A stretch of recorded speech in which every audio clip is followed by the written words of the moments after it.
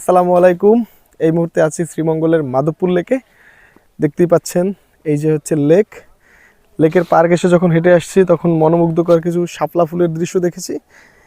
একই সাথে এই শ্রীমঙ্গলে আসা আমার দ্বিতীয়বার। তবে এবার একটা জিনিস দেখলাম, ক্লোজ আসেন। এবার আমি চা গাছে ফুল দেখলাম, একই সাথে ফলও দেখলাম। এটা আমার ফার্স্ট এক্সপিরিয়েন্স। এর আগে আমি চা গাছে ফুল ফল এটা কিছুই দেখি নাই। এই যে এটা হচ্ছে ফুল। সরি, আমি গবেষণার ক্ষেত্রে একটু ফুলটা সিরি, মানে গবেষণা বলতে পার্সোনাল গবেষণা। ফুলের স্মেলটা যদি নেই,